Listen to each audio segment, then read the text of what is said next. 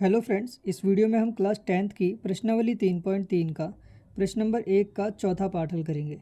इस क्वेश्चन का पहला, दूसरा और तीसरा पार्ट भी मैंने करा दिया है। ठीक है, वो वीडियोस आपको चैनल पर मिल जाएंगी या फिर उसका लिंक मैं नीचे डिस्क्रिप्शन में दे दूंगा। ठीक है, इस वीडियो में हम इसके चौथे पार्ट को सॉल्व करेंगे और इस क्वेश्चन को हम विलोपन विधि और प्रतिस्थापन विधि दोनों विधियों से हल करेंगे। तो पहले हम सॉल्व करेंगे इसे विलोपन विधि से। ठीक है, और सॉल्व करने से पहले हम इसे सिंप्लीफाई कर लेते हैं। ठीक है, इसे सरल रूप में बदल लेते हैं। तो पहले इस वाली समीकरण को बदल लेते हैं। यहाँ पे हम इनका एलसीएम ले लेते हैं। इन दोनों का एलसीएम लेंगे तो कितना आएगा, 3 दूनी 6। तो यहाँ पे आ जाएगा 6। अब 2 के पहाड़े में 6 कौन से नंबर पे आता है, 2 तिया 6 मतलब तीसरे नंबर पे आता है। ठीक है, तो 3 की गुणा हम इस x में कर देंगे तो ये आ जाएगा 3x। फिर प्लस ऐसे ही 3 के पहाड़े में 6 कौन से नंबर पे आता है, 3 दूनी मतलब दूसरे नंबर पे। तो 2 की गुणा हम 2 में करेंगे तो ये आ जाएगा 4y बराबर माइनस का 1। तो ये आ जाएगा 3x प्लस 4y बराबर, यहाँ पे क्रॉस मल्टीप्लाई होगा, ये 6 यहाँ पर है और उधर की साइड जाएगा तो यहाँ ऊपर गुणा में जाएगा। तो -1 गुणा 6 कितना हो जाएगा, माइनस का 6 हो जाएगा। ठीक है, तो ये हो जाएगी समीकरण 1। अब ऐसे ही यहाँ पर करेंगे, यहाँ इसके अपॉन में कुछ नहीं दिया है तो यहाँ पे हम मान लेते हैं 1। ठीक है, इन दोनों का एलसीएम लेंगे, ये आएगा 3। अब 1 के पहाड़े में 3 कौन से नंबर पे आता है, 1 तिया मतलब तीसरे नंबर पे आता है। तो 3 की गुणा इस x में करेंगे तो ये आ जाएगा 3x। फिर माइनस 3 के पहाड़े में 3 कौन से नंबर पे आता है, पहले नंबर पे आता है, 3 एकम 3। तो 1 की गुणा इस y में करेंगे तो ये सिर्फ y आ जाएगा बराबर 3। तो यहाँ आ जाएगा 3x माइनस वाई बराबर, इसकी भी क्रॉस मल्टीप्लाई होगी, इसके साथ में गुणा में आ जाएगा 3 तिया 9। तो ये हो गई समीकरण 2। तो अब इन दोनों समीकरण को हमने यहाँ पर सरल रूप में बदल लिया। ठीक है, अब हम यहाँ पर यूज़ करते हैं विलोपन विधि का। विलोपन विधि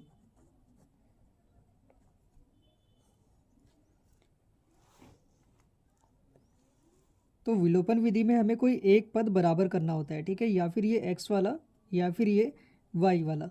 और इस क्वेश्चन में हमें बराबर करने की ज़रूरत नहीं पड़ेगी। क्यों?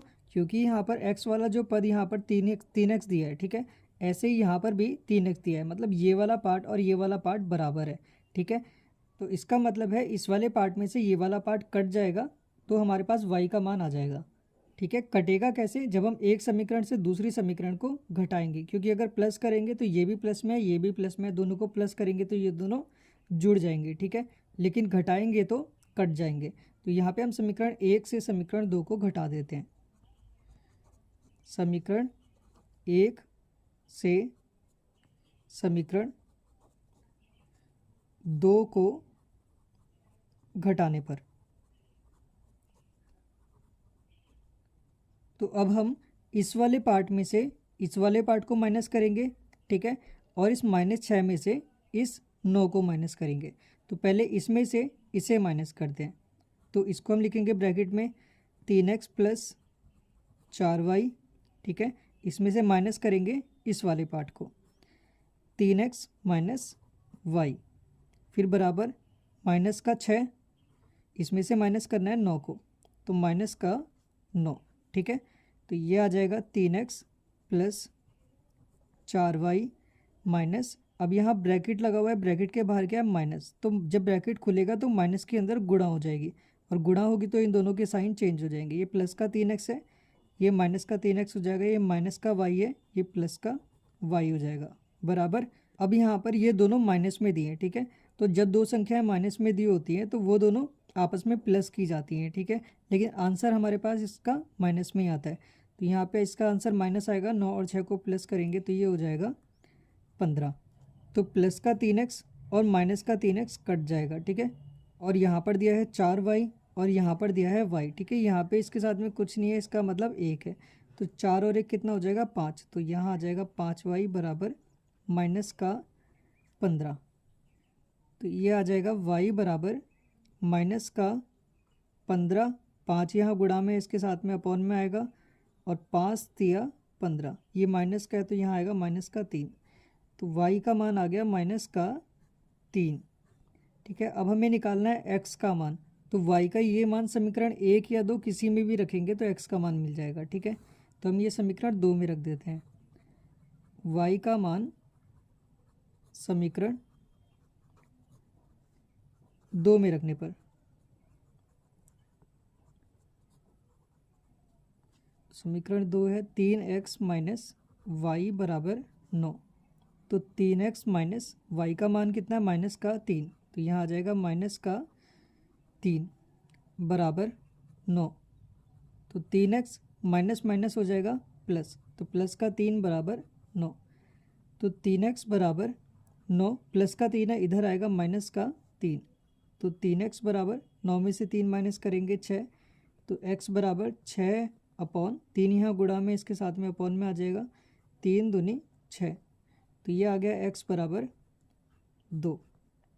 ठीक है, तो यहाँ पे हमने विलोपन विधि का प्रयोग किया है, x का मान आया 2 और y का मान आया माइनस का 3। अब हम यूज़ करते हैं प्रतिस्थापन विधि। ठीक है, और प्रतिस्थापन विधि में हम इन दोनों समीकरणों को ले लेंगे। ठीक है, ये वाली नहीं लेंगे, इसको हमने यहाँ पर सरल रूप में बदल लिया है, तो अब इन दोनों को लेंगे। तो यहाँ पे हम ले लेते हैं प्रतिस्थापन विधि।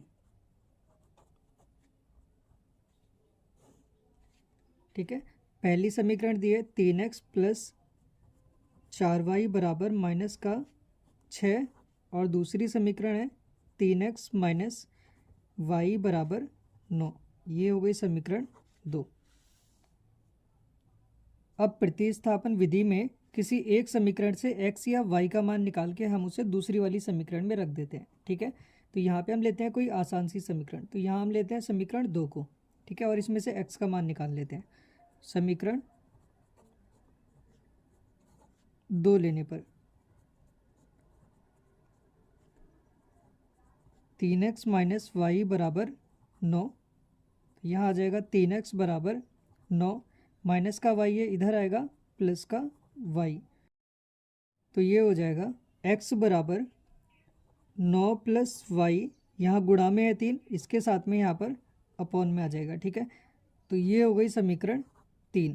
तो ये x का मान हमने समीकरण 2 से निकाला है, इसलिए इस x के मान को हम समीकरण 1 में x की जगह पर रख देंगे। ठीक है, तो यहाँ पे लिख देते हैं हम x का मान समीकरण 1 में रखने पर,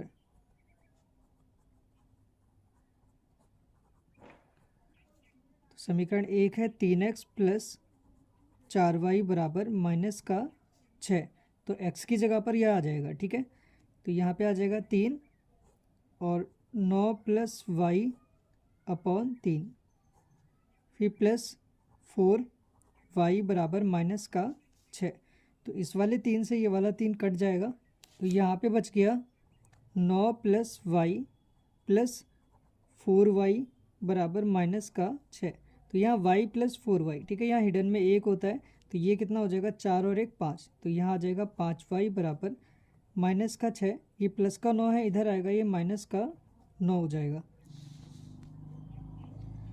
तो यहाँ आ जाएगा 5y बराबर, यहाँ पर भी क्या है माइनस माइनस। ठीक है, माइनस माइनस होता है प्लस, तो 9 और 6 कितना हो जाएगा 15। ठीक है, अब दोनों माइनस में है तो आंसर भी माइनस में ही आएगा, तो यहाँ आ जाएगा y बराबर माइनस का 15 अपॉन, यहाँ 5 गुणा में इसके साथ में अपॉन में आ जाएगा, तो 5 तिया 15, तो यह आ जाएगा माइनस का 3, y बराबर माइनस 3।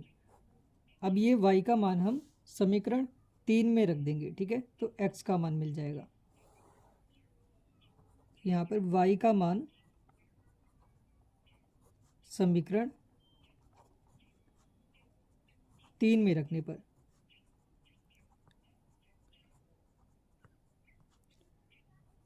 x बराबर 9 प्लस वाई अपॉन 3, तो ये आ जाएगा x बराबर 9 प्लस वाई का मान कितना है माइनस का 3, तो यहाँ आएगा माइनस का 3 अपॉन 3, तो x बराबर 9, प्लस माइनस होता है माइनस, तो यहाँ आ जाएगा माइनस। ठीक है, 9 माइनस 3 अपॉन 3, तो 9 में से 3 को माइनस करेंगे आ जाएगा 6, तो यहाँ 6 अपॉन 3, 3 दूनी 6, तो x बराबर आ गया 2।